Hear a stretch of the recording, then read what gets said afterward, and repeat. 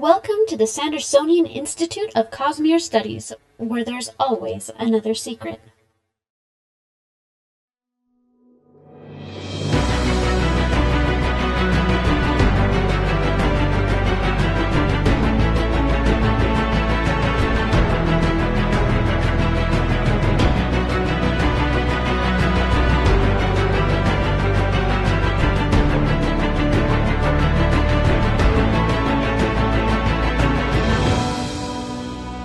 Welcome back, Sixers, to another episode of the Sandersonian Institute of Cosmere Studies. This is episode 175, which would make this our demisemi-septicentennial episode.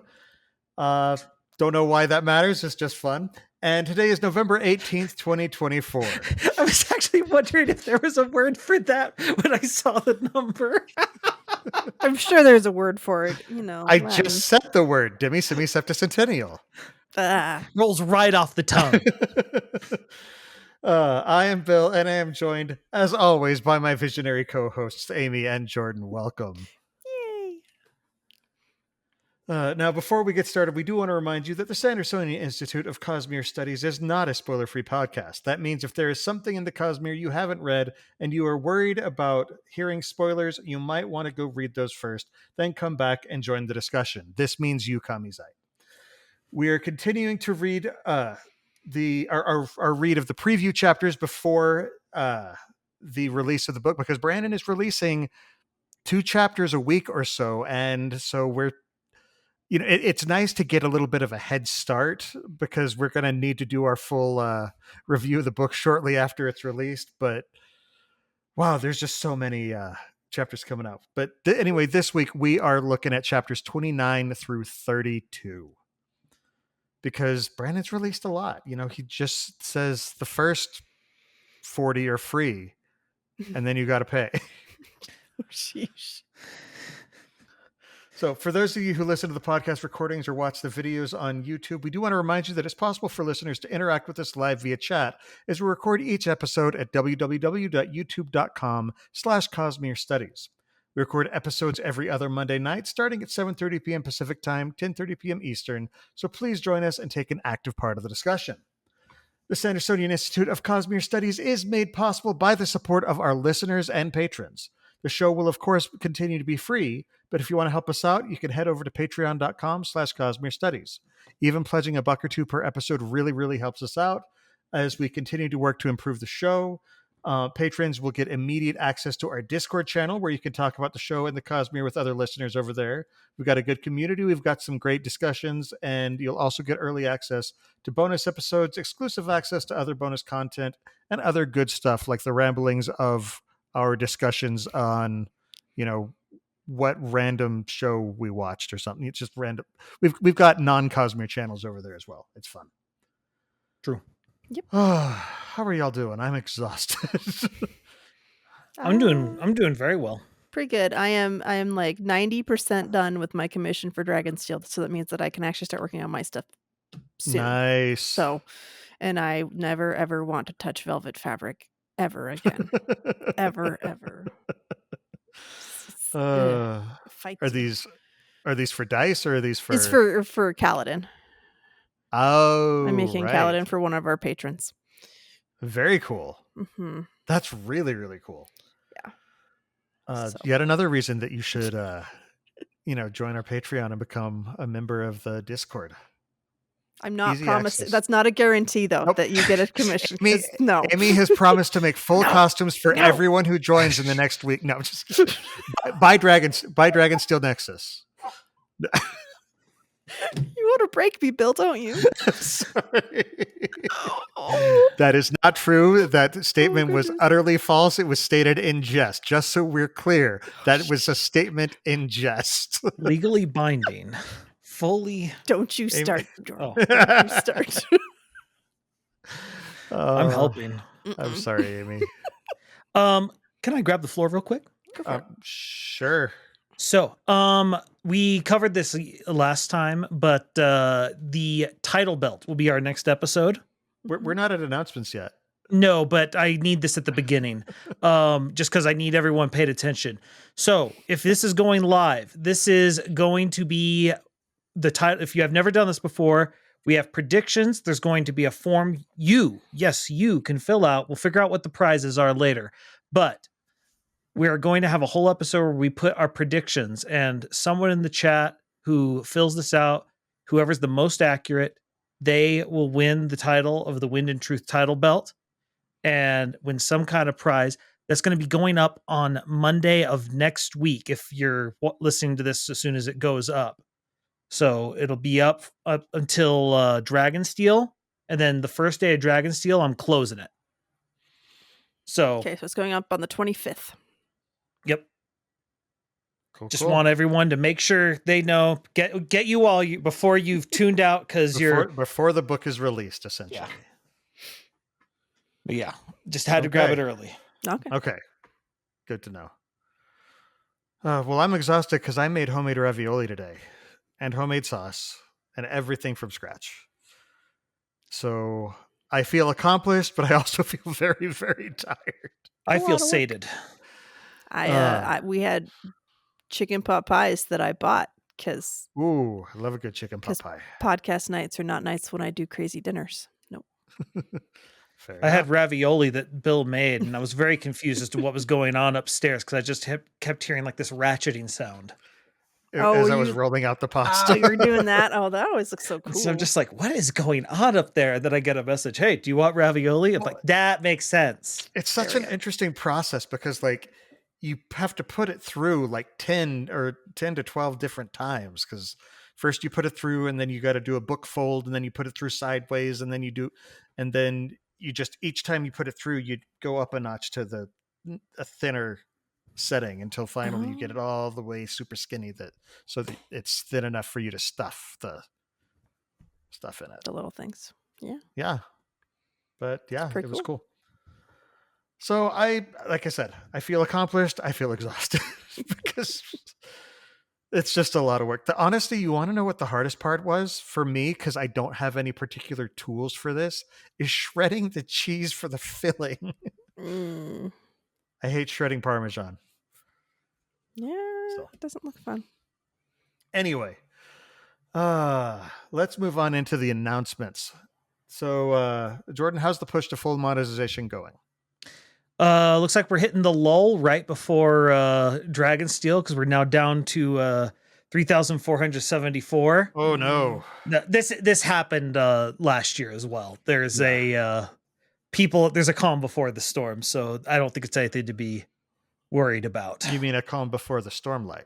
There we go. Wow. But yeah, that was the most just patronizing. Anyway, moving on. So like Jordan already mentioned the title belt next week. So definitely be here for that. You want to be here. It's because Jordan is going to be putting on his best game show host performance, and Amy and I are going to be embarrassing ourselves trying to figure things out. So mental note, we'll remember where I had those sound effects I had last time. And then of course, after our next episode will be Dragonsteel Nexus, which is thrilling. Unfortunately, it doesn't look like we're going to be able to have a live recording at the convention this year. We didn't get in. And, yeah. But me and Amy have panels. Is that correct? But Jordan and Amy do have panels. Amy, what's your panel again? Mine is Hoid in the Void, and it is Friday at like 2-ish something. I'm going to look up exactly what it is because I do not remember. Yeah, I don't remember either because I forgot to look up my time because mine's sort of getting thrown together at the last second. I'll be on the Mistborn Era 3 speculation. Yes. Or what? I can't remember exactly how they call it. No, I think that's exactly it. Oh, is it? Okay. I think that sounds about right. Yeah. And then I felt very self-conscious all of a sudden. Yeah. And then I just chose this year, since we're not going to have a booth, I was like, I'm just going to experience this fully as an attendee because I haven't had a chance to do that for the past 3 years. So I'm kind of excited for that opportunity. I'm going to keep seeing if I can find it. Where is it at? Sorry, keep talking. I'm just trying to figure out where they have the schedule. Yeah, I had the same issue as well. Events schedule? Because it gives me like the long. I want the Well, it's 2-ish. So and they can look up the programming schedule. at a glance. That's what it is. There we go. There it is. I'll Funny, it find doesn't it. look 2-ish. Mhm. Was that a Spaceballs reference? Yes, it was. So it is. It looks like it is 1:30 or what? Because it's in between 1:30 and 2. So I guess maybe it starts. Okay, it starts at It's like 2 one- and it goes to 3. So 2 to 3. Okay. But So it's Void in the Void on Friday, and it's in Scadrial. And which day is yours, Jordan? I forgot, to be honest. I will see if I can figure out where it is Okay. then. Well, Thanks, in the Abby. meantime, let's move on to the Cosmere Thing of the Week. Okay, so Amy, this is one that you Yes. kind of champion. And it's been long enough, and I've watched enough random stuff that I have spaced part of what it is. But it's really cool, like Stormlight. It's an animation. Yeah, It's cool Kaladin anime. versus Zeth.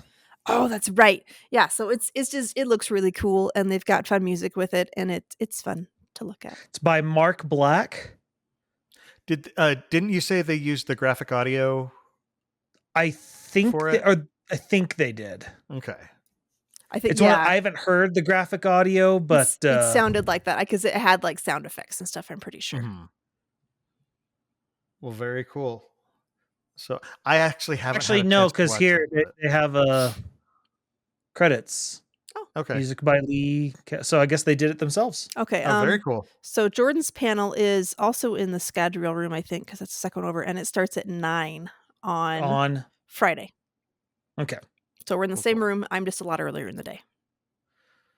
So it's So 1:55. it will be wise for Jordan to not be staying up too late reading Wind and Truth Yeah. because he has a panel the next day. Or stay up very late reading. You know, It's your call. It's your call. I've heard both strategies work. That's a bold strategy. Let's see where it goes. Anyway, all right. Well, moving into the Sanderson news.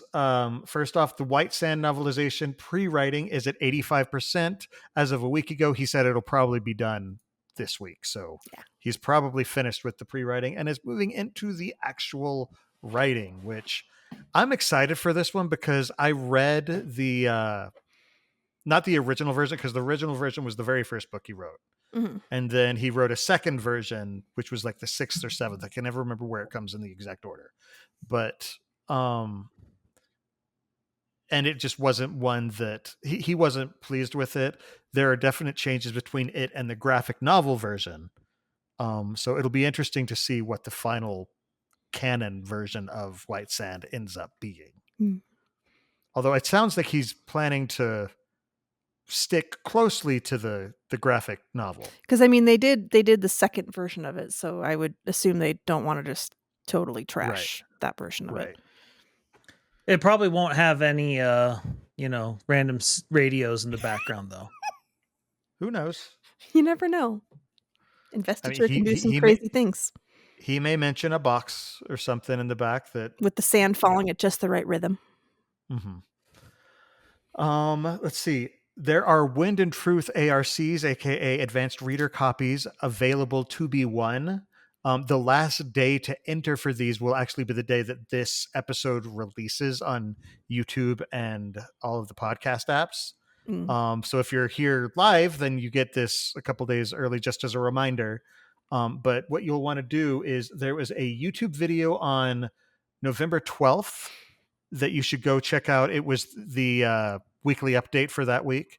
And you'll want to go into the comment section of that and comment Wind and Truth hype ! Yep. Those are highly sought after. So you want to, they are definitely sought after. First off, you could get the book a little bit early. And second off, it's a cool novelty to have. Yeah. And there are definitely people who are trying to get their hands on them. Yeah, they might even try and steal it and become Raiders of a Lost Ark. Oh, goodness. Shame on you.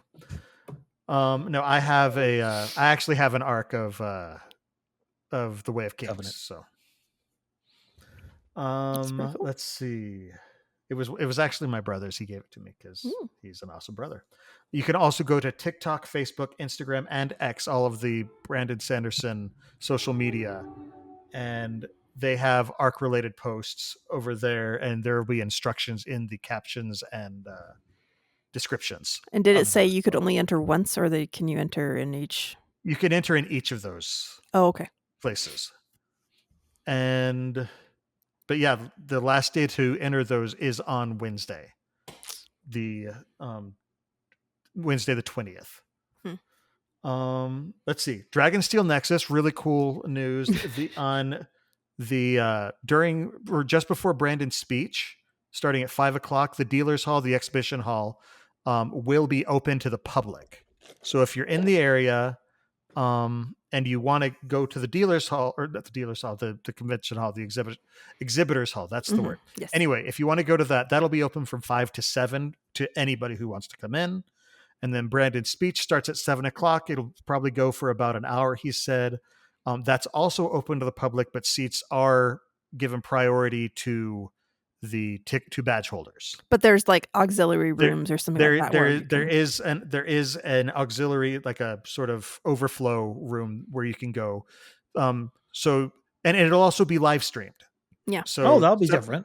So you don't have to go in person. He's done live stream before. Yeah. Oh, has he? Yeah, yeah. I guess- Because Josh has watched it from Yeah. home when I was. Okay, I thought those were just uploaded later. Okay. Yeah, he live streamed it last year. Mhm. So make sure, again, that starts at 7:00 Mountain Time on the Thursday, the first day of Dragonsteel, which is, I believe, December 5th. Yeah, so December 5th, 7 p.m. Mountain Time. That will live stream on youtube.com/Brand Sanderson, I think on their Twitch channel as well, wherever, and probably Facebook Live. So definitely go check that out. And yeah, it was apparently he was trying to get the Delta Center. Yeah, but they were booked out or something. For his, but they're already booked out for something else. I'm just like, dang, Brandon, the Delta Center is Big. not a For those small who venue. don't know, that's where the Utah Jazz play their basketball games. Yes, And Mark yes, it Hamill is. did that once for Fan X. That was really cool. Mark Hamill was at the Delta Center. Jeez. Let's see. Brandon recently also released a pretty cool video about the stained glass gallery up the stairway in the lair. Oh, I still where need to watch that. he has stained glass images from on one side it has images from his books, and the other side images from books that are important to him and to Emily. So for example, there's one from The Blue Sword, which is Emily's favorite book. And then there's like, and it's just he got really skilled artists, and this is a high quality, multi-layered stained glass. So it's definitely worth going and checking out that video, because they sort of go into what's going on with a lot of these images and stuff. It's very cool. Let's see. On Friday, December 7th, during Dragonsteel,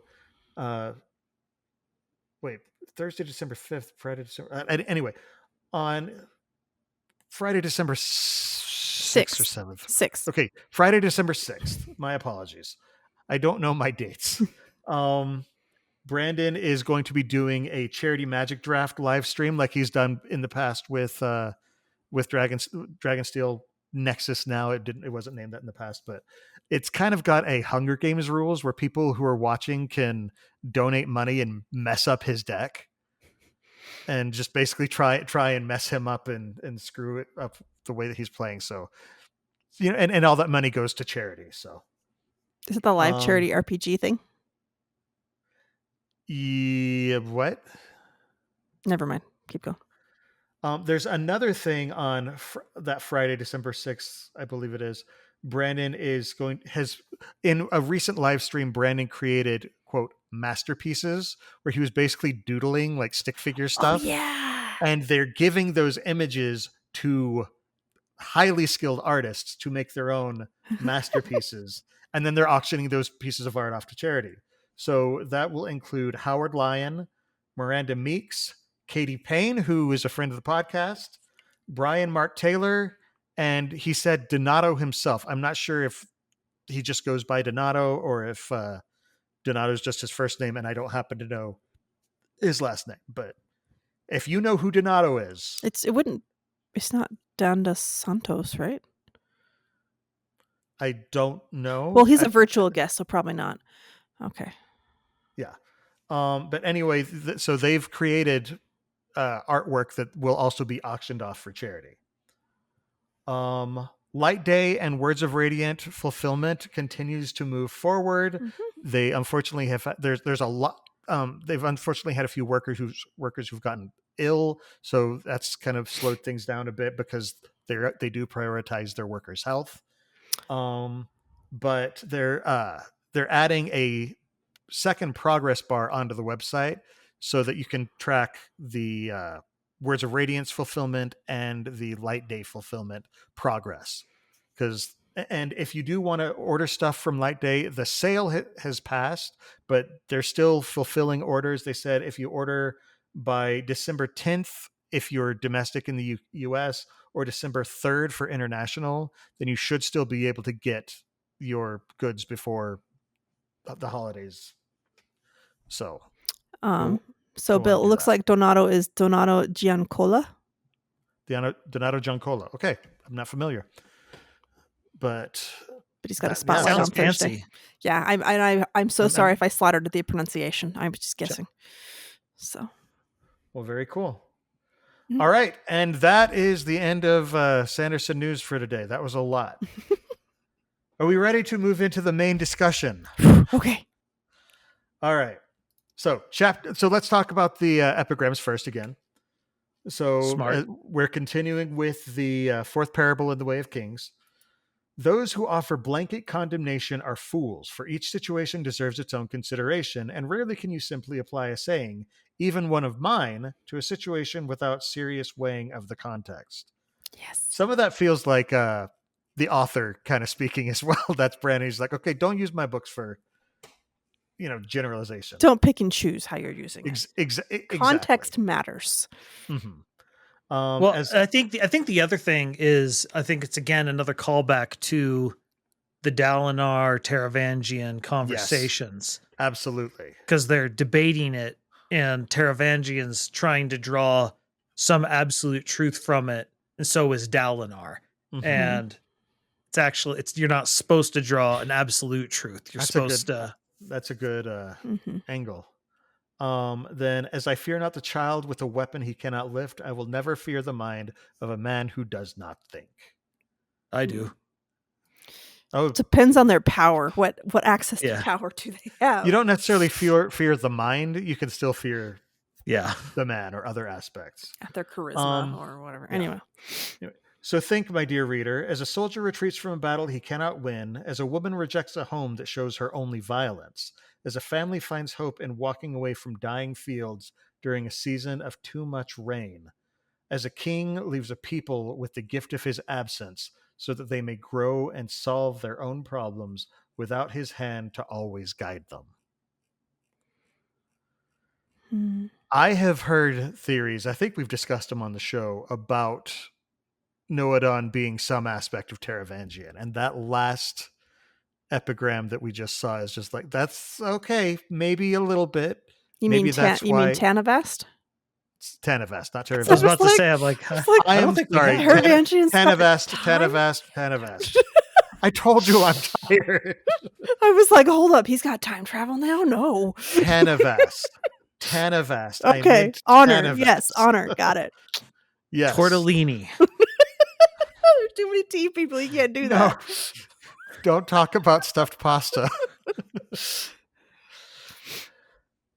But no, so I like could that see line that. right there is just sort of okay, that could be an intriguing angle of maybe, Tanavast departed because he felt people needed to grow on their without own. him. Yeah. It actually feels kind of harmony, because he's talked about how he's helped them too much, and Yeah, because he let them skip past things on accident, and so they are missing these crucial steps in Right. between, so they don't grasp different things that they should. Now, obviously, I'm not saying that Noadon is harmony because the timeline is flipped and all sorts of but just But similar Okay. feelings. So let's go back to chapter 29, Secret Handshakes. First off, I love why this chapter is named this, because that scene is utterly cute. just endearing. Like, no, and the interesting thing is, like, it's titled after Lift and Gav's conversation and stuff like that. But it starts with Shalon and Mhm. getting over, like, finishing up the attack in, like, the fight that she was just in. And then it's like a complete shift in mood going from Right. that to Lift being adorable. But it's with such a Gav. great scene. And Oh, yeah. the moment when she gives the handshake to Wendell, I know. and it's one of those things. It's been really cool. We're finally starting to see Lift maturing. And she doesn't Like, want to admit it still, but she is. She doesn't want to admit it, but we're seeing her grow. We're seeing, like, the way she interacts with Gav is very much a big sister. Yeah, and it's so cute. And she's just taking care of him. She sees this poor traumatized kid, and she understands trauma. Yeah, She lost her mom at a very, very young age. And I mean, just like the little lines where she doesn't offer him a hug because she knows Because she that he doesn't recognizes like it. Yeah, the hug wouldn't be for him; it would be for her. And and so she has a shoulder bump instead, and everything else. But I love that she's basically like. We'll come back to Lift. Let's jump back to Shalon and company. Did Shalon do something? Shalon did a couple things. Just a few. So they're basically kind of recovering from their encounter with the Ghost Bloods and and anti-light and all sorts of nastiness.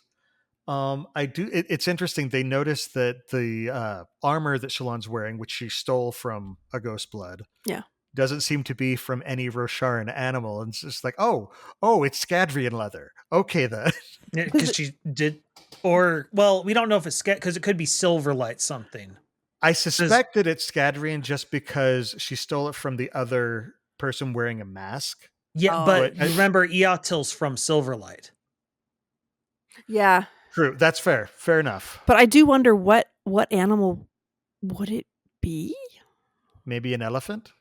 Maybe a giraffe. We know those exist. But are they tougher than pigs? I guess they might be. Elephants and rhinoceros? Absolutely. Well, yes, but giraffe is where I'm like, I don't know if a giraffe would be. I don't know enough about taxidermy to know that answer. That's not the kind of. Dang it. I thought you were going to be our taxidermical expert. I probably know way more about it than I want to know about it, but not enough for that. What type of cosplay are you getting into, and do we need to be concerned? No, this is the YouTube hole of randomness that, the algorithm. Yes. I also, it's kind of endearing and kind of disturbing that Pattern wants to be there when Shalon dies. I know. He's like, it seems like a thing that friends do for friends. And I appreciate that. But at the same time, he's like, you're also curious, aren't you? You want to know. You want to see it. He's going to feel it, so he might as well see it. Yeah. But yeah, it's interesting.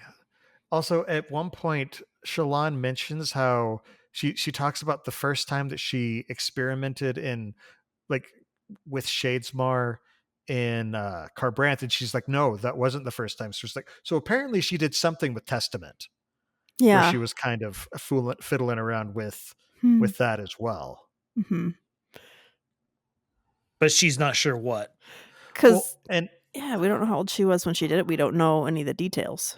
Right. Well, and I doubt at that age she had any clue what she was doing either. Oh, right. Yeah. I mean, we've seen, her flashbacks to that. Not full flashbacks, but just her reminiscences of that time where she's like just this child playing with a funny little fairy creature. Mm-hmm. And, she had no idea what she was doing, which is what led to Testament being a Deadeye, becoming a Deadeye. Mm-hmm. It's also interesting because it is one of those things where Shalon's order shouldn't have that power. And Yesna didn't seem to think anything of it. Right. But for Yesna, that is part of her power suite. Yeah. And so it was one of those things. I think it's one of those things looking back yesterday to be like, because Yesna has talked about this. Like, we assumed too much because we didn't know. We didn't know as much. I didn't know as much as I thought I did because I was applying my experience to what you were doing. But We're different orders, That for was- different people, yeah. everything. and that was it was only because that's all I could do. Yeah. But yeah, so anyway, they're kind of figuring stuff out and getting ready and, prepping to figuring out what their next move is to stop Mraize and crew. Meanwhile, Lift is properly corrupting Gavinor. I know. I love that she's like, that's how you make an exploding Chamber Chamber pod. pod. That's how the line it starts. It's like, oh just man. like, oh, Lift. Yeah, She's and helping. and we do get the age of Gavinor. He's 5. For some Yes, reason, I he's kept 5. thinking he was older, but No, he's he's little. 5, and he's even smaller than he should be for his age, which makes it even rougher because he looks smaller. Should nothing absolutely horrible happen at the end of this book, I am really hoping that we get a Gavinor and Oradin friendship. Oh, yeah, that could be good. Just because they're like, they're about 3-4 years apart. And I could see, the Colons and the Probably 3. Stormbless continuing.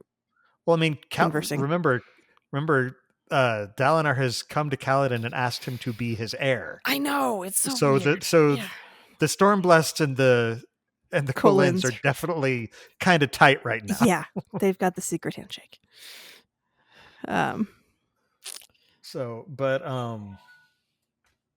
I did like how we get some more information about the Edge Dancers because we don't know a whole lot about what's going on with the Order, but Lift, despite being one of the first ones that they found, is not the leader of the Edge Dancers. Which is understandable. Yeah. She's young. What are you talking about? She's all kinds of responsible. But I do love how how we get to see Baramaz is their name. And like we get the description from her from Lift's point of view, and so it's all about her starving perfect teeth and short black hair that are just the right amount of curl. She smiled too much. She has a punchable face, essentially. Yeah. Of course, then we see Lift observing someone else. Oh yes. And I'm like, oh, the cringe teenage girl is going in the back of my head, and I'm like, oh man, yeah, I get it. I've been there. I love that she chose Sigil. I know, because he wouldn't even know what to do with it. He would be so just horrified. He's being ogled by Lift. And then it's not just Sigil, it's who was it? Drehy too, yeah. Yeah, and Wendell's like, but he's married, right? And she's like, yeah, he's got a really attractive husband. Figuring they could fly and stuff. I just Lift goes where she's not supposed to. She's a perpetual line stepper. Oh yeah, she's just like he's married. He may be taken. That doesn't mean I can't look. his uniform's too tight too, and it's just like, oh my goodness. Oh gosh. She's always had a thing with butts. That's the thing. This is true. This is very true. I guess she likes the glutes. Also, like I said, she's completely corrupting Gavinor, including swearing in front of him and then telling him, forget that I said that word. What word? Poetry? And she's like, yeah, that one. Yeah, that's a horrible, horrible word. Even though she doesn't know what it is. But I love that she's getting, she's watching Zale for tips on how to swear properly. And Wendell so quickly is like, Zale is not a role model. We finally got our hints as to where he is, which is not around. So we still don't know. He left during the occupation. Before the I'm guessing before the occupation. Yeah, well, because we never saw him during the occupation. So, and I feel like they would have noticed him if he was trying to get out. Now, at one point, Lift says something to Gavinor that makes a little part of my heart twinge in concern in a way that Amy will absolutely not like to hear me say. Because Lift says to Gav, sometimes you got to do the things that you ain't supposed to do. And I'm just like... Yeah, the parent in me doesn't like that. I mean, I understand it, but I don't like it. It's not the parent in you. I'm talking about the things that you're not supposed to do is kill people or take vengeance. Well, she And we like he is talking about Moash. Just like he's like, my father was killed by the traitor Vire, and you're just like, he has anger. He has hate. He has odium. Vengeance. We're not going there though. No, he's 5. He's 5. No, he's not in the running. Nope. Nope. I'm not fully sold on it, but I just like I keep seeing stuff that are just like, no, don't do this. Get into your feelings. You know them to be true. See, even Anakin Skywalker waited until he was an adult basically before he went on his vengeance spree. So give Gavin our time, and hopefully by then he's had therapy. He'll be fine. An adult? He was 19. That's as close to an adult as he's going to get before he gets turned. In this world, that's he was older than 19, but he was early 20s. Yeah, but he wasn't 5 like Gavinor is. Right. Gavinor's not murdering children. He's going after a full-grown man. He's only after one person, not an entire order. And I feel like there's some lines from Lift where she's talking to him and she kind of goes along with what he's saying, but she's doing it with thoughts in her head of, I need to steer him away from this, but if I try and do it now, it's not going to fly. Yep. Absolutely. Well, it's also because it's not what he needs right now. I think Lift is what he needs right now. Like she is one of the most healing buddies for him. Mm-hmm. Well, and it's also, what does Lift do? She takes care of people who are kind of been forgotten. Poor Gav. Yeah, he keeps getting just. Unfortunately for him, who have forgotten. And for him, it's a full complex because his mother started having delusions of grandeur. Then his father was just off in a war. He doesn't even remember what he looks like, but he knows he fought to protect him. And he was the king. He's leading the army. And now his 2 grandparents are stuck being pawns in a grand cosmic game. Kid's going to have abandonment issues. Oh yeah. And and even later we find out like this will be in another chapter, but when he'll talk to Navani about his trauma. Like it's not just abandonment issues. He has full on trauma. I mean, he saw his mother and father die in front of him. Yeah. One who had sacrificed him to the Spren and the other who was coming to save him. And both of one them. Who left. Yeah. Well, and the other thing I really like is I just like the fact that we see from Lift that the tower is paying attention to things. And particularly to wherever Lift is. Which makes so much sense because she uses Lifelight. Yeah. Yeah. And she crawls around in places that other people are not crawling around in, so the tower probably notices that. And also she talks to it. She's also has something in common with the tower because she generates the light herself. True. Yeah. She metabolizes food into light, and the tower generates tower light. Yeah. And just the fact that she's clearly chosen for some reason by the sibling's mother. So that at the very minimum would be a curiosity to watch for. Absolutely. Yeah. Like, and why did she mom choose her? And she can see the tower light or the tower kind of manifesting itself too. Yeah. Well, because she's partly in the cognitive realm. She's just also special. Well, it's also she's looking for the red aviar. Awesome. She is, and we still don't know where it is. Apparently, she's looking for the red aviar, and it's missing. And even the tower doesn't know where it is, which is just sort of a oh no. Does that mean that the ghost blood's got it all the way gone? Yeah. Who knows? Also, we find out something interesting. Spren do have families. Like some Wendell, or some do. Some choose to. And they don't have to have both. They don't have to have 2 parents. They can just Well, we know that would necessarily be the case because we had the conversation. I can't remember which book it was where I think it was Syl who said oh no, some Spren had they have all these different genders and all this other stuff. And it's just like, what? How does that work? It's like, I don't know. You humans are strange. You're the only one who have two. And just because, and it's just, again, it's the Spren weirdness because they just have a very different concept of what it is to exist because they are just concepts. Yeah. Mm-hmm. So it's totally different. Yep. And it's not a biological process. Mhm. It's I guess a conceptual one now that I think about it. Yeah, probably.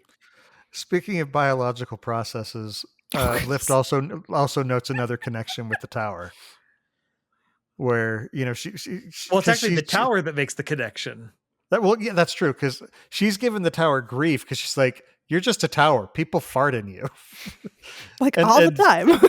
Well, and the siblings just like, well, germs fart in you. It's like I've heard of this. Yeah, it's like Just Well, like I love the concept of every human's a tower. we are all our own tower. And it's not. The tower doesn't even just say farting. It says defecating on you. You are a tower. Yeah, It's like it takes it a level up. that sounds like a self-help book. Be your own tower. That's good life advice. I'm going to take that to heart. Okay then. And then of course at the end of it, they Lift sees Navani and Dalinar going off to do their thing to create the perpendicularity, and she's like, well, I'm gonna follow. Like I'm not going with them, but I'm of course gonna watch anyway, because that's where the important stuff is happening, so I gotta pay attention. Yeah, that's how she do. Mm-hmm. Okay, so next chapter 30, Not Alone. Totally different tonal shift. Very different tonal shift. Well, because we have Renarin, And who's just sort of but Renarin, he starts off just sort of wandering through the agricultural terraces of the tower, and just sort of exploring and just being the introvert that he is, and just sort of walking around and watching, and he notices Verlaine because Brandon has sort of hinted at this over the past past years, is that there's some sort of a spark, romantic connection. Yeah.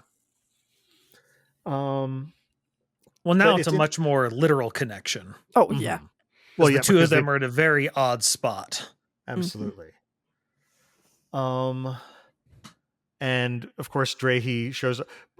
Jordan noticed just the reintroduction of Drahe early was just sort of, okay, that's well, because just reminding people. Yeah, well, it's just because it's the whole thing of I'm just like, that's a little on the nose for Brandon, where it's just like, oh, he's got a husband, and it's like, Brandon doesn't normally write so ham-fisted, and then he shows up the next chapter. Right, he's just trying to remind everyone who forgot who Drahe was, so that they're not blindsided. Going, who? What? Yeah. Look, there's a lot of people in Bridgefort. It's easy to get people mixed up. Yeah. But Drahe basically shows up and he's like, I can see what's going on. I'll give you an ear if you want to ask any questions. And yeah, because he's like, because I've been there, and but then Renarin starts having one of his visions, and Verlaine actually sees it. Yeah, he joins in, which is just sort of okay. This is what I've been waiting for. Okay, to see one of his visions. Okay, so talk about it. So, because we saw from the very brief glimpse we got in Oathbringer, we saw that it does this stained glass thing that sounded so freaking interesting. And especially because I associate stained glass stuff more with Scadrial and the rose window. Yeah, the rose window and all that other stuff. But it also makes sense with Gliss being sort of a thing that filled, like, I forget what those Spren are called. A prism. Oh, yeah. Light. Is he a light? He's a light Spren, isn't he? Yeah, he's a light Spren. Yeah. But yeah. And so it also makes sense in that regard that it refracts light. And so a stained glass makes a lot of sense. Yeah. Well, especially because not all light Spren show up that way. Yeah.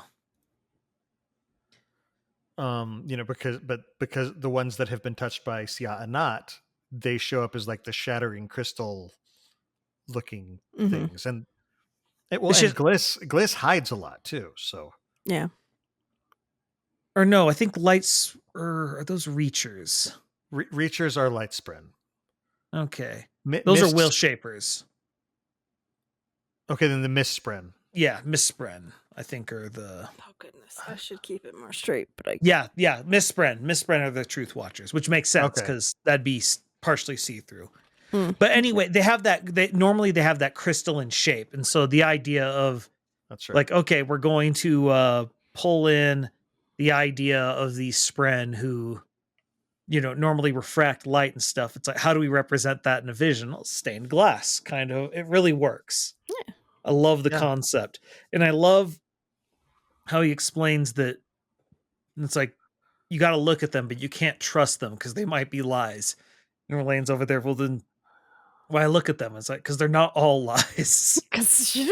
And that's the really complicated thing is you don't know which ones are which. Like that was why it was such a big scene when Yasna didn't follow through with the vision that he'd had, or she was going to kill him. And it was up until then, it had always come through. Yeah. Well, the thing is, they're not necessarily lies, though. They're potential futures that, depending on certain circumstances, could come through. But, and part of it is just, with Odium's foresight, Renarin is a blind spot.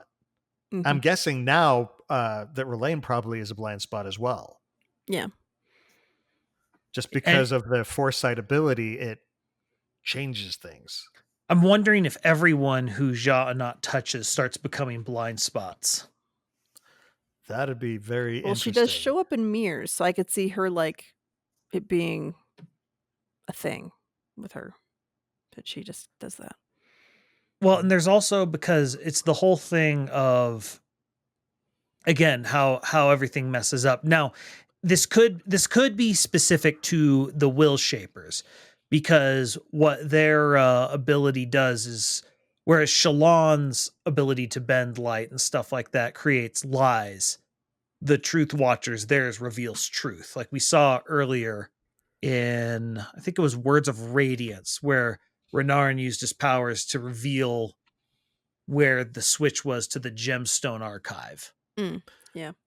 That would have been Oathbringer. Was that Oathbringer? They weren't in Urithiru in Words of They Radiance. find Right, yeah, you're right. They're sorry. There's so much that happens in Oathbringer. Sometimes I forget. I know.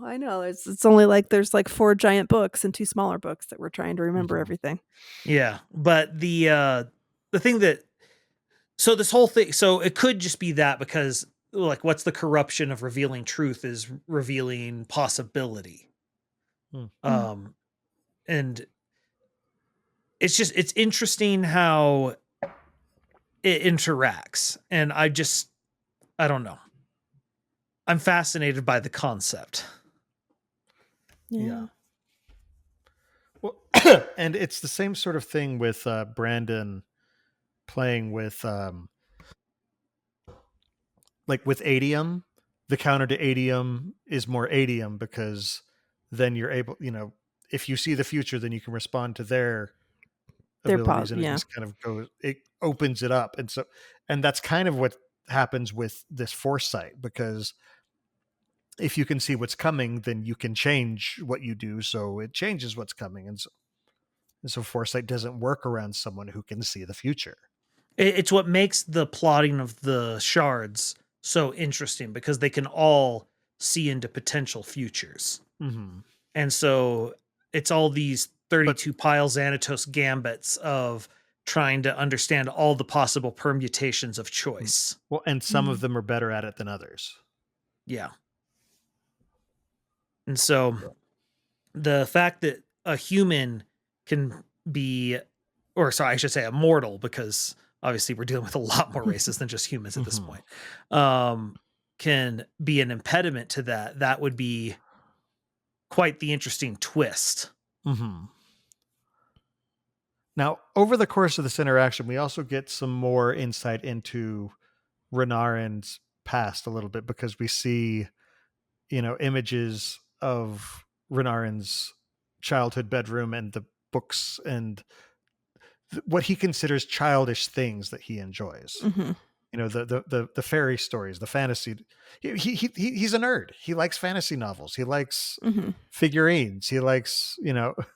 And here he is with Dalinar as a dad who wasn't there a whole Mhm. lot, and you have Adolin who's like the perfect son who's doing the warrior, like soldier thing, and Mhm. Renarin couldn't do that, so he kind of had to go to he fell into his nerdy stuff more, and Mhm. and that would probably be interpreted as more feminine, which he wouldn't have felt as Yeah, in this comfortable with. society, definitely. Yeah. Well, I mean, And when you're talking about, fairy tale stories, I mean, reading is considered a feminine attribute in this society. Yeah, and it was and it's to him, but it was still Well, yes. Yeah. But because men had to have them read to them, there is a degree of separation from the Mhm. activity. yeah. well, and also a degree of vulnerability because you have to ask someone to do it. Mm-hmm. Yep.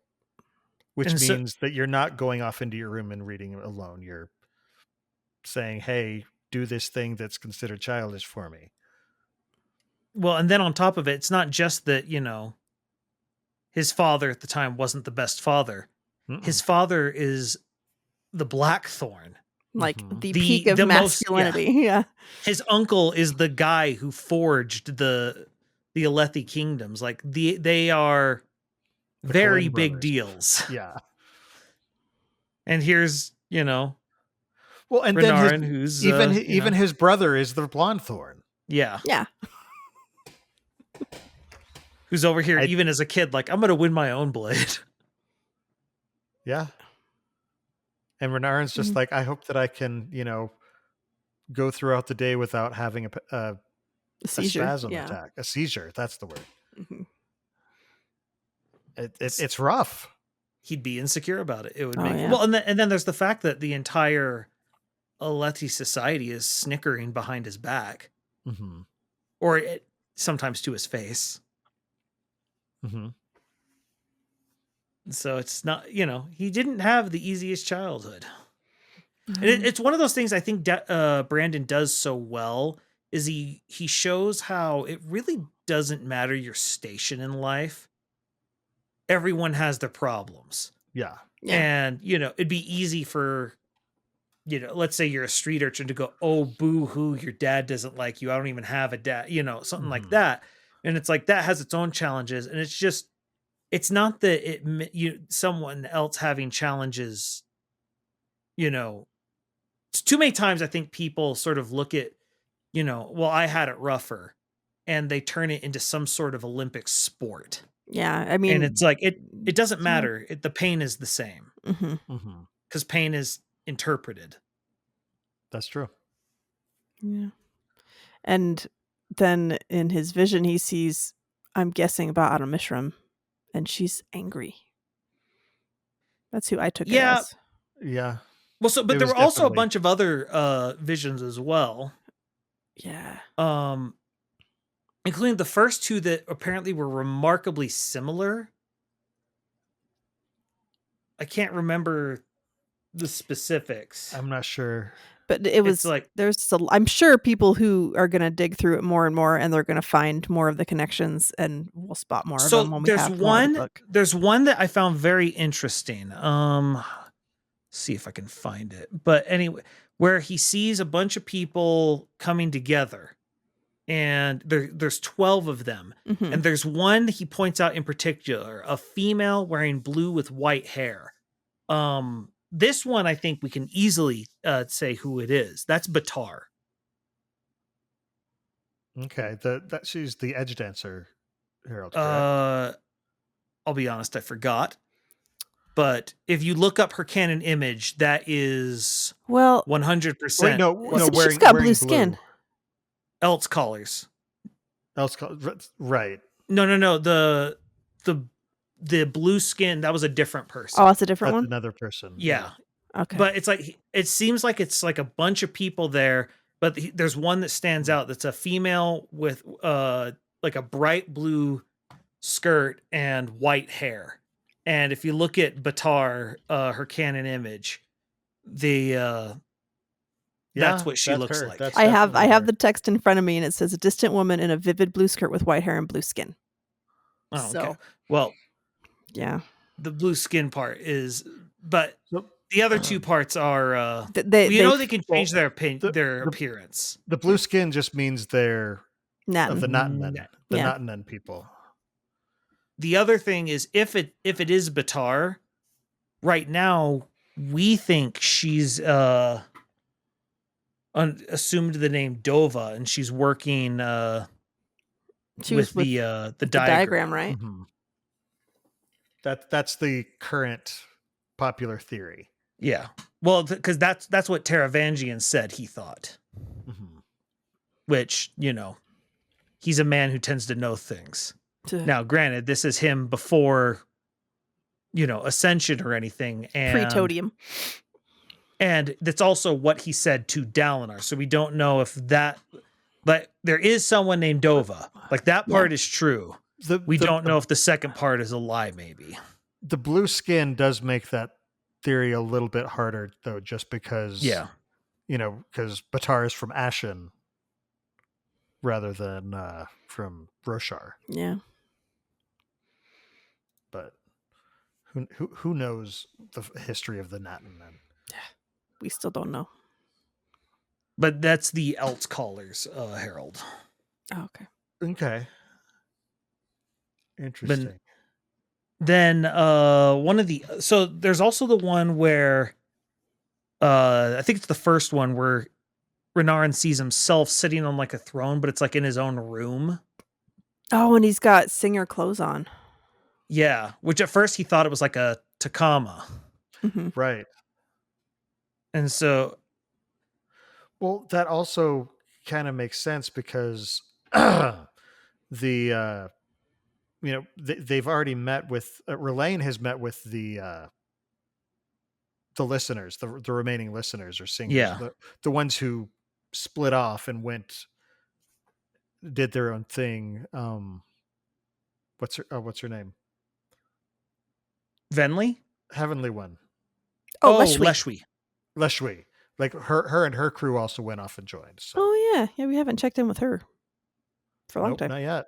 Yeah, last we saw them, they just were chilling with the Chasm Fiend, which is still not explained. Yeah, and Relaine has spent some time with them, but that's where Relaine got his spren.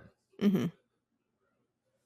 Yeah, and so the thing, personally, right now I have a theory on it, but I want to save it for the next stream for the show.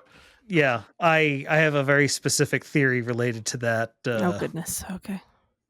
Related to that vision, but Okay. the other one that struck me was gosh dang it, where was it? I'm trying to find him. I'm terrible at this. But he's the one about the older magic that's been there forever. The older magic, yeah, like predates the unmade. There was a line, where it says, "When honor and cultivation came to Roshar, deep within the days beyond memory, times as dark to history as the depths of the ocean are to light. You, Relaine, were already here, your people." So that's the thing that is intriguing to me, is that the singers have been there since basically before the splintering, it sounds like. Yeah. Yep. So that's fun. I mean, they match the ecology a lot Absolutely. more than humans do. So yes. Biology, ecology. Anyway, they match. Well, but that's the thing that's interesting from Relaine's perspective, where he's suddenly kind of realizing, like for the first time, it's like, oh, the humans brought their god Odium, and he thinks of all his history and thinks of honor and cultivation as their gods. But then he suddenly just hit with that realization, they're foreign to this land as well. Mm-hmm. And then he attunes the rhythm of the winds, and I think it was like an old, very old rhythm for something ancient. Yeah. Yeah. And he doesn't even know, like, did we even have forms before that, or what? How did that work? It's just lost to their history because it's been so long. Mm-hmm. Yeah. And it was just interesting to see that from his own perspective. It's just like, holy crap, we forgot this. Yeah. Yeah. Mm-hmm. It's interesting. I also like in the scene because Renarin talks about how no, this only shows the future. And it's like, are you sure these? Yeah, it's like it's like this has already happened, hasn't it? Yeah, and so they're trying to figure out, is something different than we realized before, because he's never brought someone into the visions with him. So just as bonding to Spren changes things, maybe bringing someone else could change how the visions work. Who knows? Yeah. But I love Renarin he's understanding very clearly what Yesna does. That she is what is she, a Veristitalian is what she calls herself. Yeah. Veristitalian? Yeah. Something like that. Where they look at the past, and he's understanding, as he's seeing the future, he understands the value of what she's doing and how it relates to what he's doing. And I just really like that, because Renarin's someone who sits there and he thinks. He analyzes everything. Yeah. And he's a very, when I say the word, it's the wrong word, but considerate in the term. Like he's thoughtful. He considers things and thinks about the nature. But yeah. And then they get attacked by Ba'al Mishram. Yeah. Yep. He's like, what's that? Oh, that void's never been there before. And then it's like, now it's going to consume us. Well, and they find out, oh, she's angry. She is very, very angry. Isolation is not, I mean, that's something that Kaladin's been talking about. It's like, isolation's not good for therapy. What does it do to someone to be isolated for millennia? Well, and it's like, what's the TV trope? It's sealed evil in a can. Yeah. And Dalinar is basically, let's go open it. Yeah. Or is it Shallan? Shallan's the one who needs to go get Mishram. And so, yeah, good times. All right. Well, we should definitely take a break now. It's all right. So, all right. We'll see y'all in a bit. And we're back. Okay. So let's move on to chapter 31, Experiment. That's the right title, right? I can't remember if I changed that. I think so, yeah. Okay. So in this one, Shallan and some of the Windrunners are now heading. They go down to the Oath Gate to enter the cognitive realm, and this is the first time that Shallan sees Urithiru from the cognitive realm since it's been awakened. And apparently, it's so awe-inspiring for Shallan that she just kind of is in overload. Just like, I love this. Radiant's just like, do you need me to take over? She's like, Radiant acknowledged the pretty tower and moved on. I love it. Radiant took a deep breath, acknowledged the pretty tower, and moved on. And it's like, it's pretty. So beautiful. We're gonna go. Yeah, Shallan's just like, it's glory. It's that scene from the movie Les Mis where Jean Valjean is looking into the next into the beyond. But yeah, so apparently when it's fully active, there's like a whole other tower that manifests in Shadesmar. It's interesting because the way she describes it, it's when we see R'Laine and Renarin, where they have the precursor image, it sort of reminds me of that, where it's like there was this whole other tower the entire time in the cognitive realm. And I don't know if they're connected, but like you see like the 4 image, it's their Spren, isn't it? Yeah. The fact that they have precursor images instead of after images. Well, and that the Spren, I think this is actually a voluntary thing, that they're just sort of existing over, like inhabiting the same space as Renarin and R'Laine. Well, it's also similar to the music Spren and Gallant.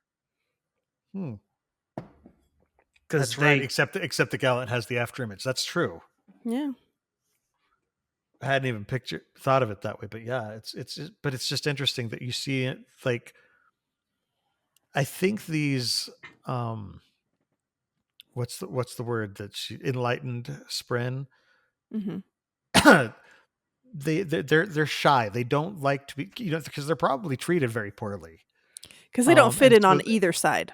Right. And so they kind of are hiding inside of their people. Yeah.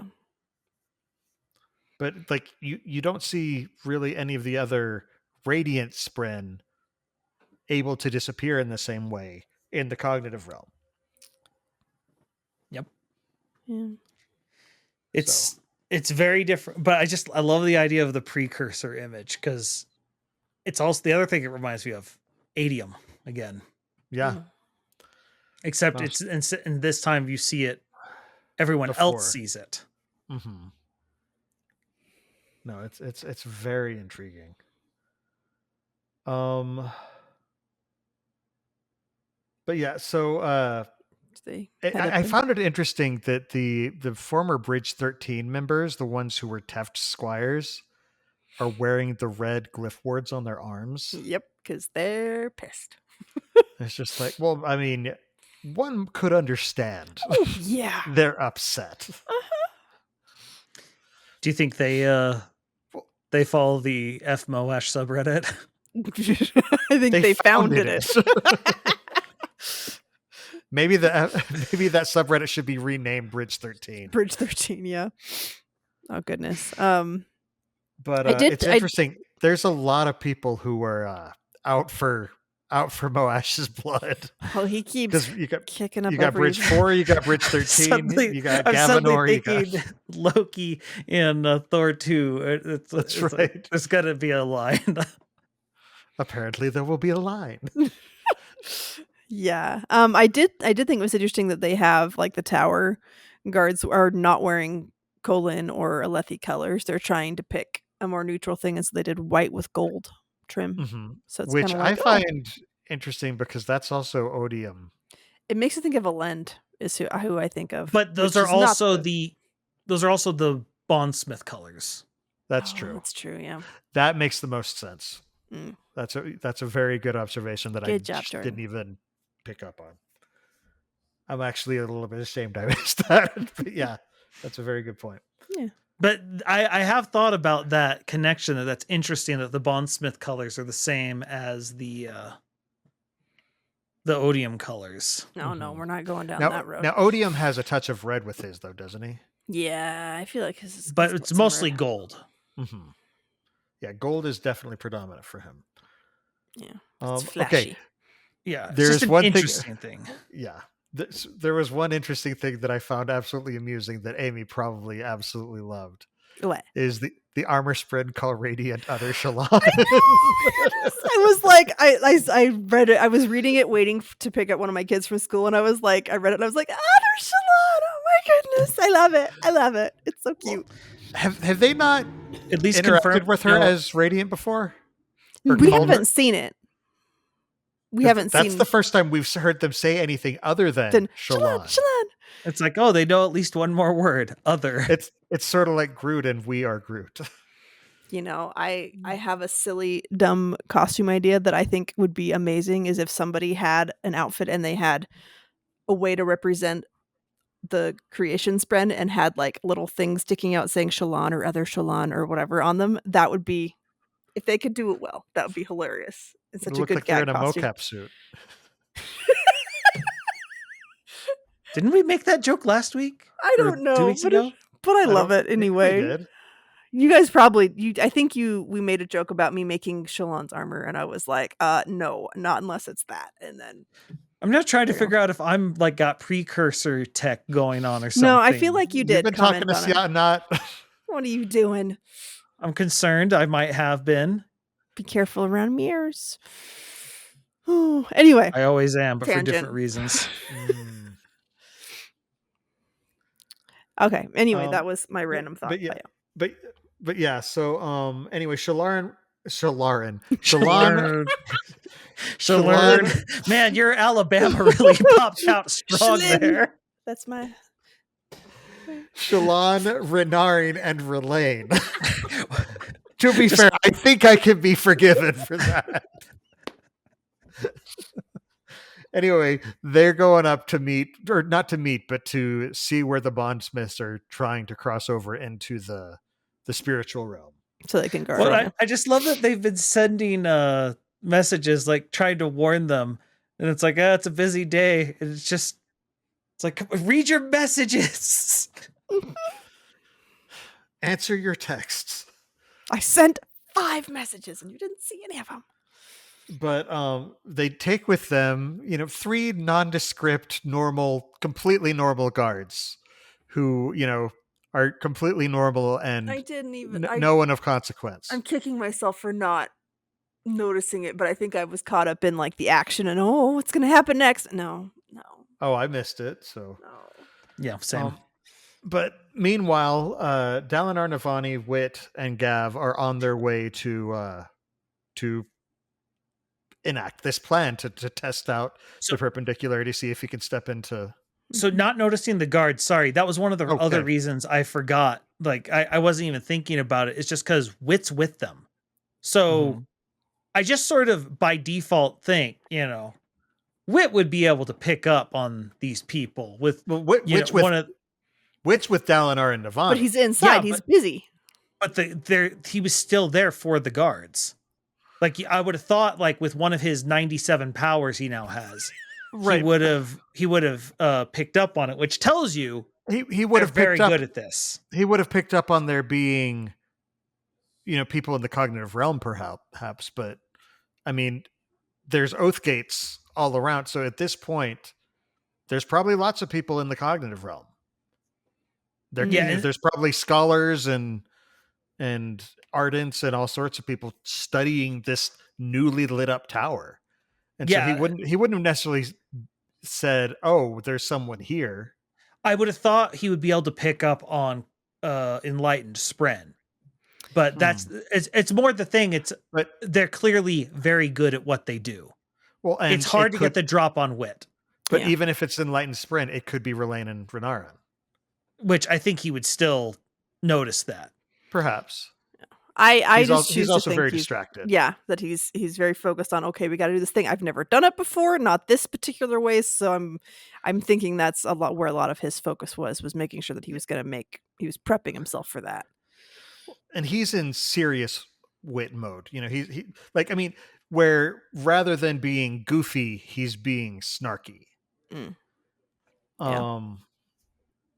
Like he walks into the room and he says something and there's like, "What did you say?" And he just smiles.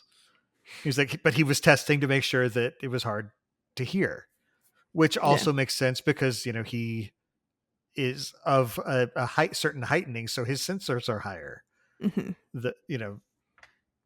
So he's checking, can normal people hear in here? Yeah. But yeah. He's operating on a different scale. Yeah. But before they go into the room, the conversation between Gav and Navani is heartbreaking, but so sweet. Because we find out that Gav is just so traumatized by his experience in Kholinar with the Spren that were torturing him that he is afraid of Spren. And that's bad on Roshar. He recently had a conversation with the tower, with the sibling. And he's sitting and now he's just like, because he didn't realize that the sibling or the tower was a Spren. And so he's drawing connections between this thing that is surrounding him and controlling everything around him and what he went through. And so he mentions it to Navani. And I love that Navani picks up on it. Yeah, and she very nicely talks to the Spren. It's like, "Can you give us a minute?" Because you're freaking him out. Yeah. And but I love that she picks up on what's going on. And she does her very... Like, yeah, go ahead.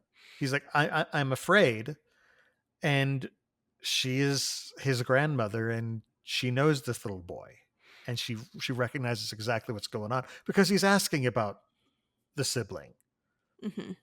And she does it in a very much more scientific way than I can see other people doing it. But I mean, she's connected to the tower, so she knows exactly how the things are functioning and how it's doing that. And she's already scientifically minded anyway. So she's sitting here going logically through.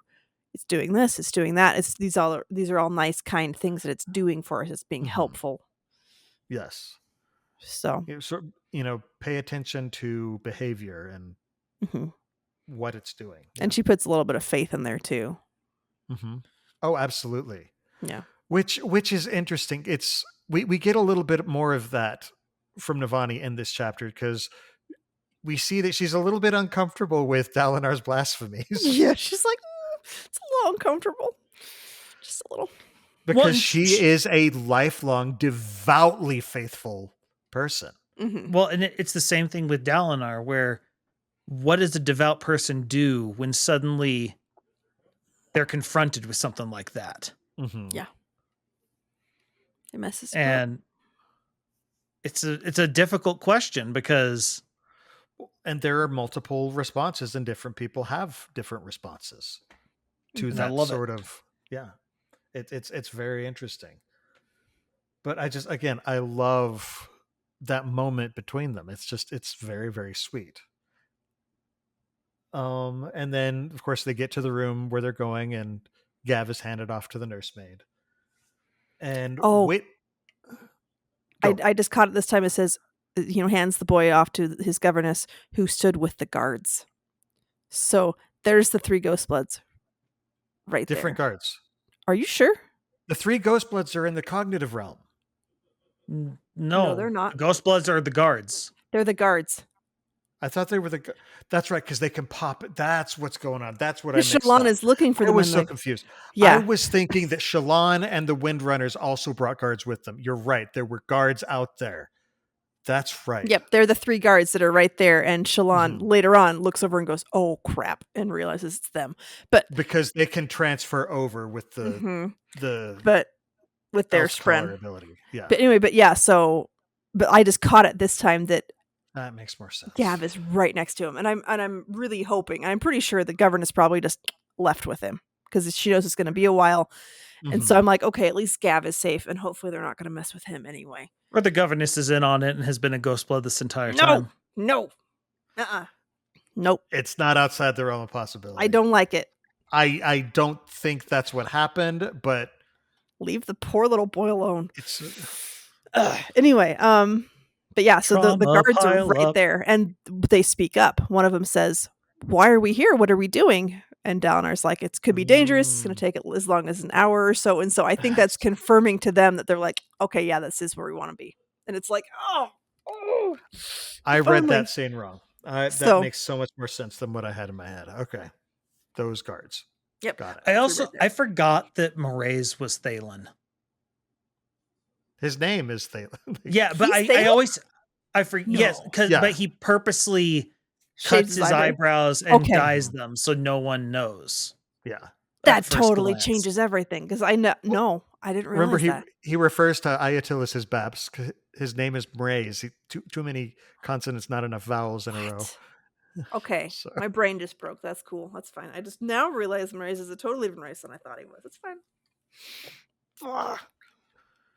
But yeah, continue. No, it's something I forget often until it's pointed out by Shallan.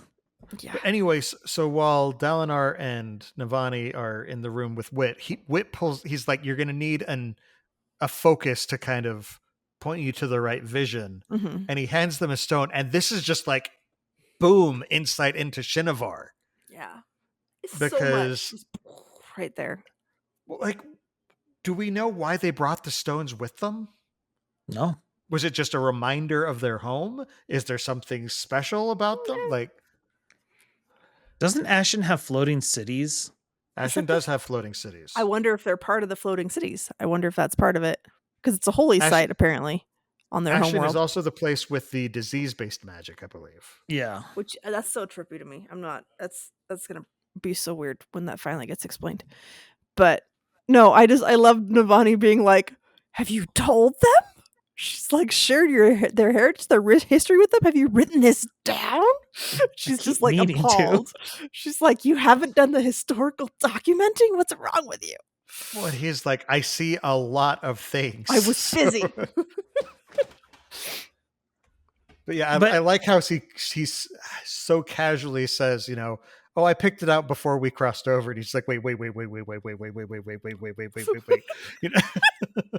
Yeah. But Just yeah, like- because he's just like, I've been around a long time. I'm there for a lot of things. Yeah, I can't be But expected to tell you everything that has happened in the last 10,000 years. All right. Yes, I was there. Can we focus on the experiment? He's like, But gotta because focus.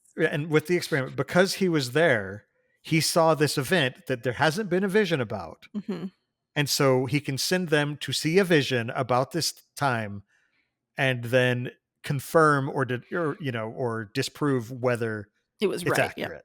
Mhm. No. So meanwhile, on the Shadesmar side, it's really interesting because, Renarin starts getting a bit overstimulated. And Gliss just like, can I help? I can help, right? I can. And he sort of dulls his senses, which is just and Turns it down just a little. such an interesting way of handling that. But totally fits with illumination as a power. It fits with illumination as a power, and it also fits with that kind of overstimulation. Like I've been in that thing where it's just like too much. Yeah, my friend's daughter, she's on the autism spectrum, and she wears headphones a lot, even to school and stuff like that, to like dull everything, so it's a lot less on her. So I mean, it works. It sounds like it's a thing that works for people. It's interesting that it's just like he will mute. I mean, it's basically like he's storing senses in tin. Okay, well, no, she's dead. Tin, not tin, not tine, tin. Go away. No, it's too soon. It's always too soon. Actually, tin. Yeah, never mind. Tin can be. I was like, that's not too soon. That's No, I was thinking of Tindwill. That's who it was. Different. A lot of tin. That's a whole other thing. That's a whole other thing. Yeah. The point is, it's a good power to have. Yeah. But yeah, and then of course they notice they're trying to figure out where Mraize and crew are, and then they realize the guards are there. Well, and one of them could be a Lightweaver. Don't know. I almost wonder if they just are really good with disguises because they've. And I mean, no, because we see a Lightweaver. Does. Oh, they do? Yeah. Okay, the I missed that. does start to fall off. Oh, okay. I missed that because of the anti-light dagger. Oh, that's right. Mm-hmm. This scene was so frustrating. And then the next chapter was very, very, very action heavy. So a lot of stuff happened, but there were very few direct things of consequence, just other than the fight itself. Mm-hmm. Because the Ghostbloods attack. I'm really liking just suddenly they're fighting enemies that have a weapon that can cause them to explode if they're not careful or kill their spren. Yeah. And suddenly it's this thing because look, the knights have been able to walk around kind of overpowered without any concern. And it's like now there's suddenly a concern. Because one of the things, like a lot of people go into the who would win, a full Mistborn or a Radiant at this level, and it's like, well, if you've got Stormlight healing is absolutely busted. How would you? And so we know there's a war, so there's got to be something that equals the scales a little bit, and we're now seeing that come into view. Does the Mistborn have anti-light? Because an anti-light dagger? Because otherwise they're in trouble. Yeah. But suddenly, if it's there, because suddenly you have a button that's the I can kill you instantly button. Yeah. Because we saw what it took for Shallan to avoid it. She had to completely remove all Stormlight. Yep. So it's not exactly an easy process. Mhm. The fact that she had the discipline to do that is actually quite impressive by itself. And I mean, in she's been in a couple different fights so far in just the last couple chapters, and I mean, it's nice that Brandon puts in little hints and reminders that Shallan's been training with Adolin, and that it's not just she's suddenly really good at fights. It's no, she has worked at this, and she has had it drilled into her that this is how you do this, and this is how you counter that, and she's been trained by one of the greatest fighters on Roshar. Mm-hmm. So she knows what she's doing. I mean, she's not as good as Adolin because he's been doing it for longer, but she's still holding her own. Well, and she has a completely different set of skills that Adolin does not. Yeah. A very particular set of skills.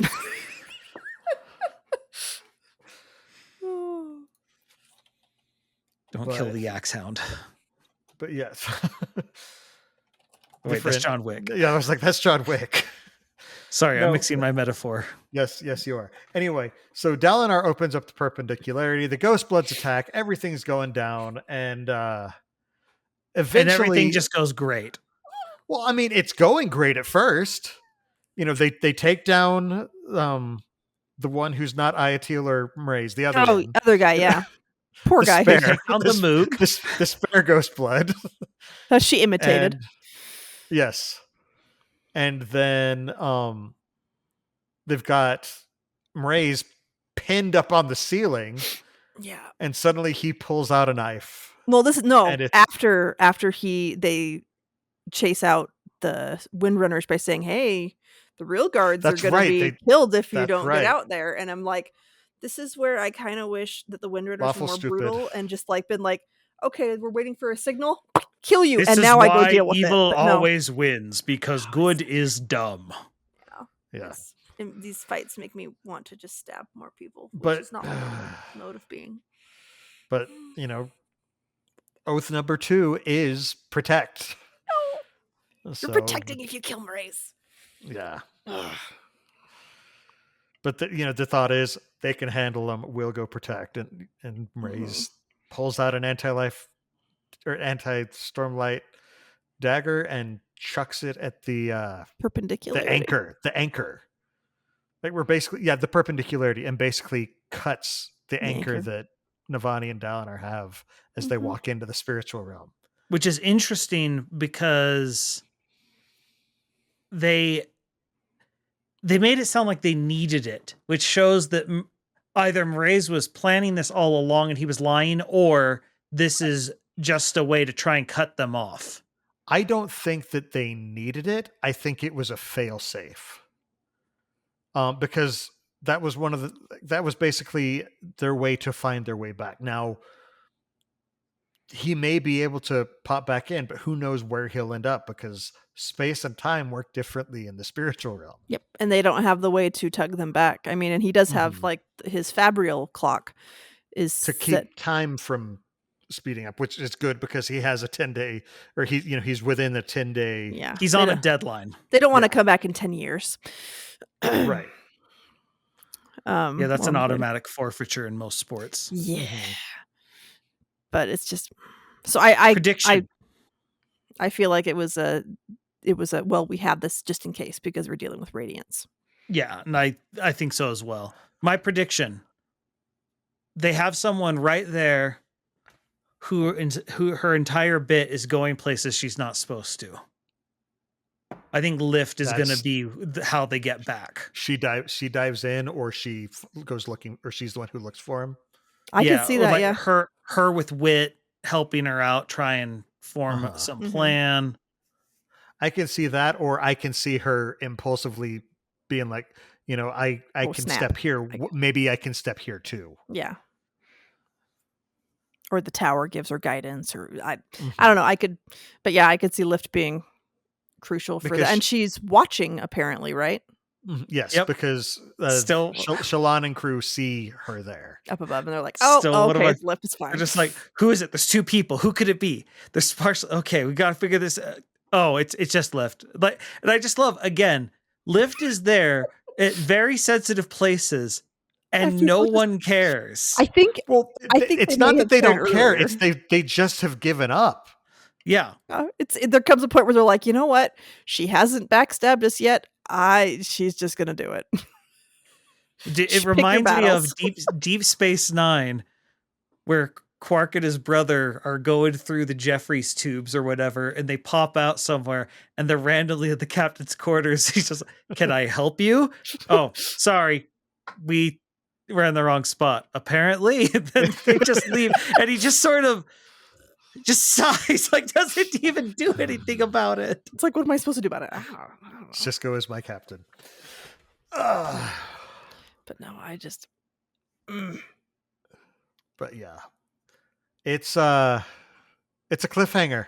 Yeah, I always really good and smart bad guys always frustrate me because they're well written, but I don't like seeing the good guys almost win and then no, it gets taken from them. I mean, it's so satisfying in the story, though. but it's frustrating in the moment, especially when you get a cliffhanger like this, and I'm like, but you could have, oh no.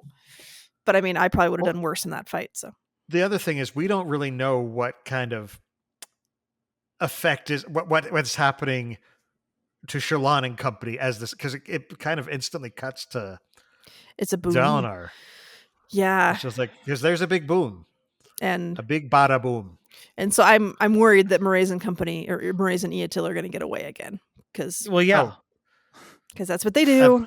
Absolutely. So, oh gosh. No, but the thing is, everyone in that room at the time is a Radiant of some kind. Mm-hmm. Yeah, they are. Or, well, yeah, I guess Wit's Radiant too, so yeah. Yep, Wit is light. So, Wit's by far the safest of everyone in that room. He's got like 3 different kinds of immortality at this point. Although I do like the line. He's like, "There aren't many paths I fear to tread. This is one of them." Yeah. Yeah. Wit's doing a good job of setting the scene for why this is a concern. Yeah. Yeah. I did like in the fight that Shallan pulls in Radiant and gives her armor. And it just works. And it's like it's like this shouldn't work, but it's fine. I'm just gonna make it work because it's how I want it to work. Well, she can She's summon, already done that, yeah. You know, yeah. Well, she did that, and again, it was in the cognitive realm. Mm-hmm. So I wonder if this is a special. Well, especially with that much tower light to pull from. Exactly. It's a Shallan thing. This isn't the first time she's made, like, she did that back in Oathbringer. Well, and she did Dalinar's perpendicularity. That's right. That's right. This is just the first time she's been able to give like full personalities to and them. it's more solid. I feel like this is more solid. She did it earlier in this book. Yeah. But yeah, so it seems to be growing. Yeah.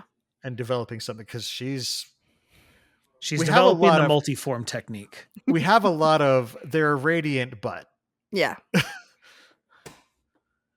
Okay, well, that ends the the chapters we've got for this week. So we should probably start wrapping up. But first, let's get to we actually do have a couple of emails. Unfortunately, they're shorter. There's a lot of hypotheticals that have been presented by 2 different emails. So First one is from Malachi L.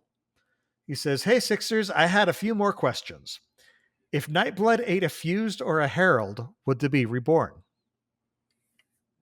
I would say probably not. Yeah, no. I feel like they would not go well for them. I don't know that they would come back. He consumed a vessel.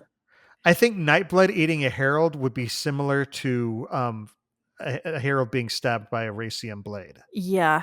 And I don't know that they would disappear immediately, but I think that would. But just like what happened with Jezrien, he faded. Kind of atrophied, and I think the same would happen. Well, I think it's going to be far more similar to what happened to Race. I think it would consume them, body and soul. And I think they're just gone. Period. Well, yeah. And they don't have like something else that they would drop. The herald would probably drop their honor. Well, they wouldn't have their honor blade on them. So no, I guess it would that would be it for them. They wouldn't have anything that would get dropped because if the herald had their honor blade, it would drop. Then it would drop. Yeah. But I mean, otherwise, I think they're just consumed. I don't know. The time scale on it may take a bit, but I think they're. It would definitely take it longer to consume a herald than like a Mistborn or something. Mhm. But Oh yeah. Or a few, like, and a herald would take longer than a fuse, just because yeah. I think they're more heavily invested. Yeah. Let's see. If Dalinar or someone else manipulating connection wielded Nightblood, would they be able to sever people's connection? Yeah. Yes. I mean, they already can. We saw Ishar about Well, to do that, sever the No, connection. but It shares I its think own they're special thing. saying use Nightblood to sever connection, like to sever that string. Well, yeah, because we've also seen that happen. That's what Ishar was doing, and then Zeth came in and cut the connection because he cut at the thread itself. That's right. He did do that. Okay. Yeah. So I think like Jordan said, we've probably seen that on screen. Yeah. This is from the what man? The Sunlit Man. When Nomad / Sigil burned or used up Ox, like it says in Sunlit Man, resulting in Ox's current state, it says Sigil was using his powers. As a Skybreaker, he could either have been using gravitation or division. The implication of a massive surge of division are worrying. What do you guys think about this?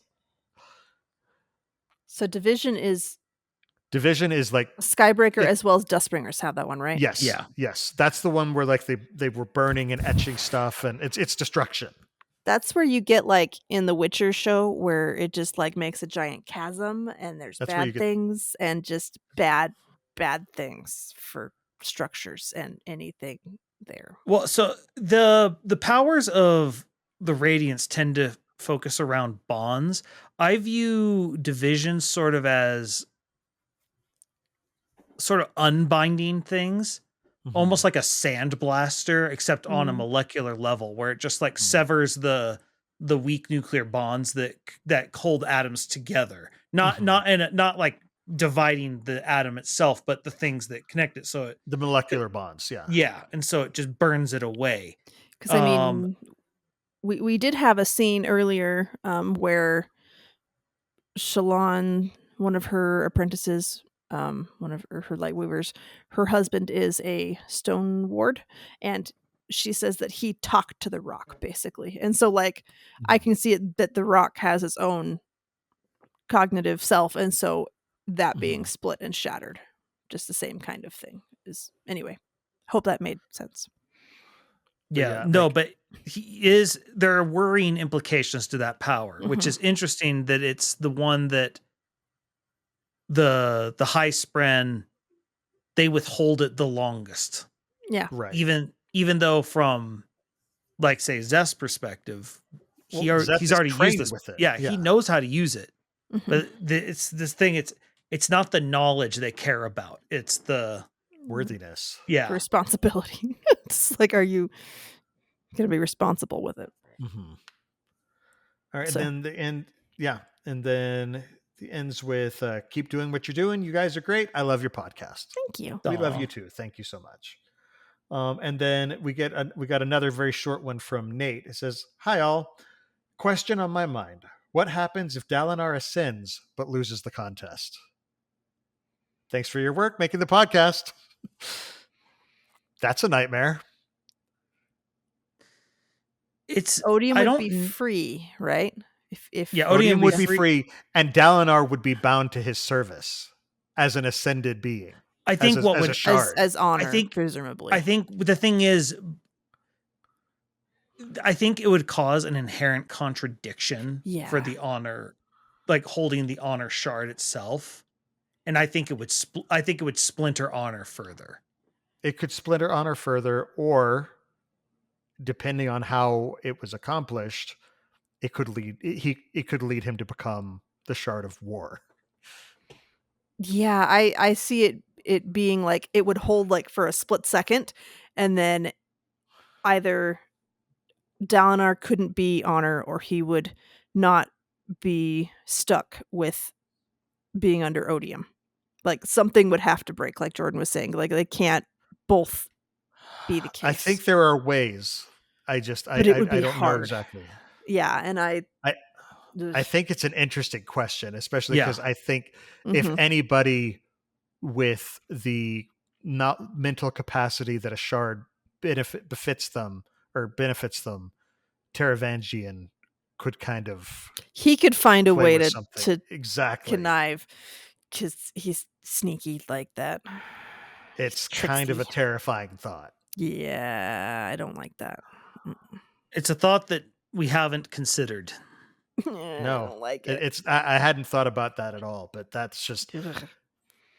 you're going out there getting a big weapon to use against your enemy, but if the enemy beats you, then the enemy gets the weapon. It's Yeah.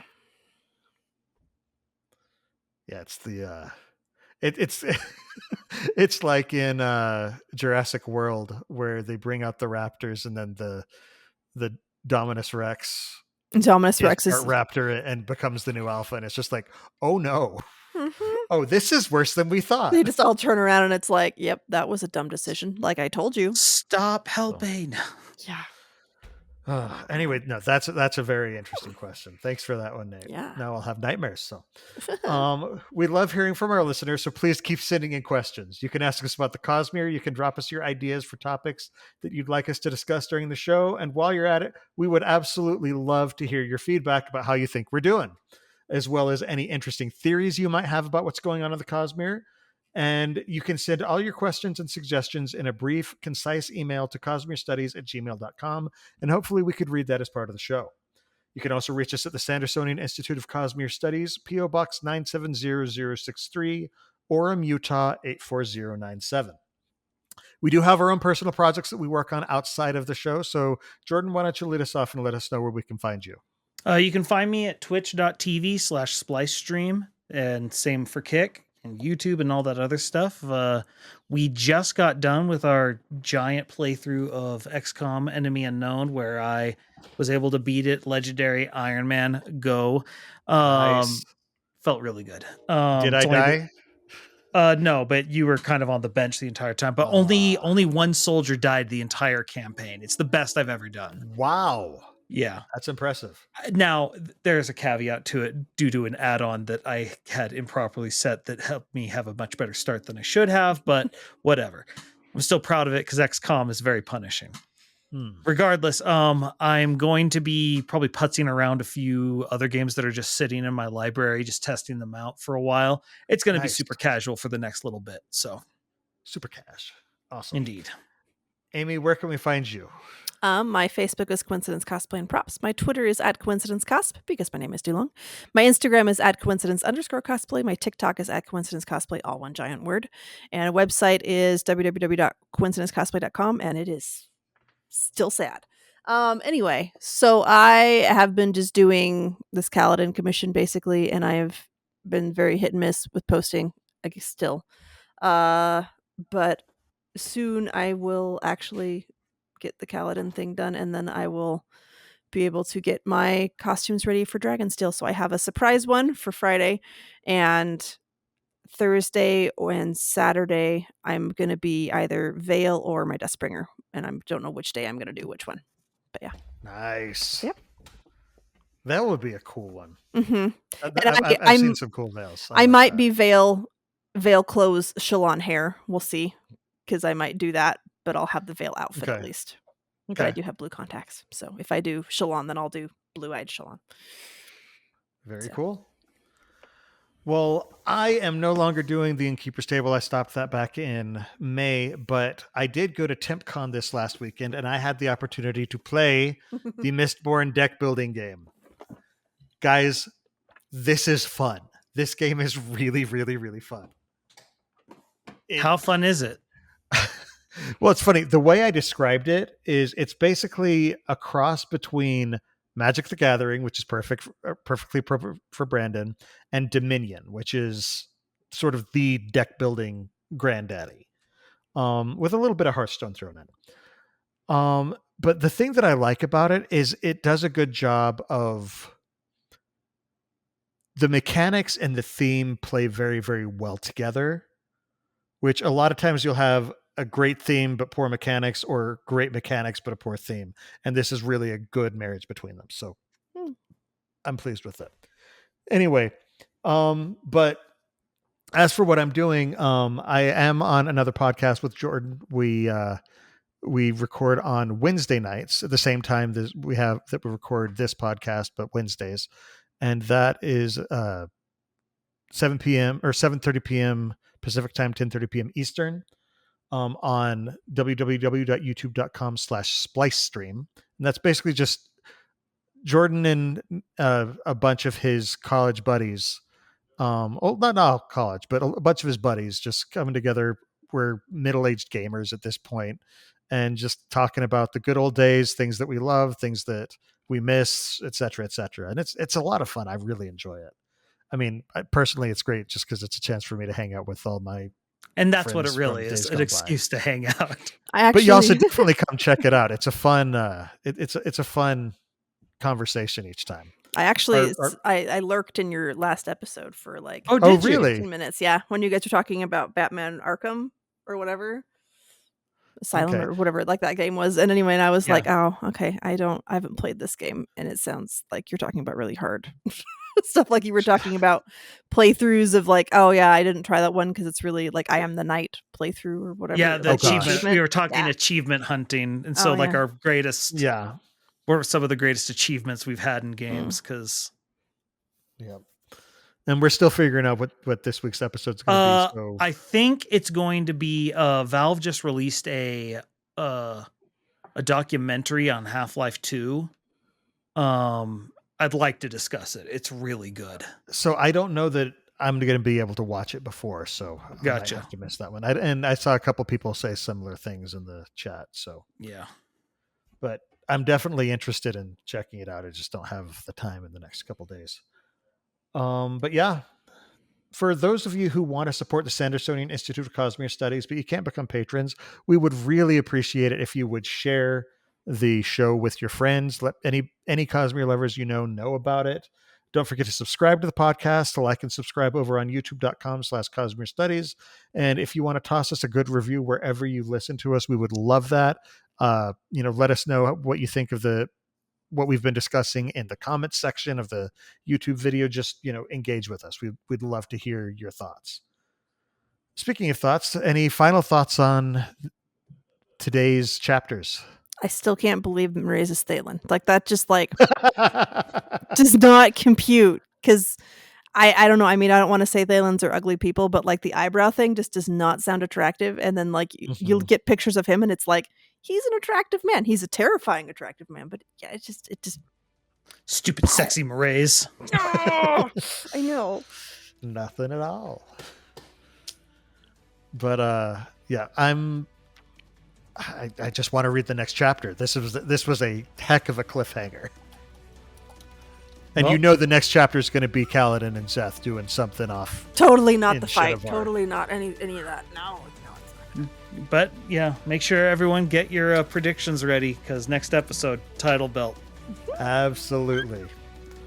In addition to the live episodes of the show that stream on youtube.com/Cosmere Studies every 2 weeks on Monday nights at 7:30 p.m. Pacific time, 10:30 p.m. Eastern, listeners can find our videos on YouTube or audio versions of the podcast on Apple Podcasts, Spotify, and just about any other service that carries podcasts by searching for Cosmere Studies. You can also follow us on Twitter, Instagram, TikTok, and Facebook under the profile at Cosmere Studies. Our next episode will be the last one before Dragonsteel Nexus and the release of Wind and Truth. And you know what that means? That's right, the title belt, hosted by Jordan. This is not one that you're going to want to miss, so join us in chat for the live discussion on Monday, December 2nd, 2024 at 7:30 p.m. Pacific Time, 10:30 p.m. Eastern at www.youtube.com/Cosmere Studies. Until then, on behalf of Amy, Jordan, and myself, thanks for listening, and remember, there's always another secret.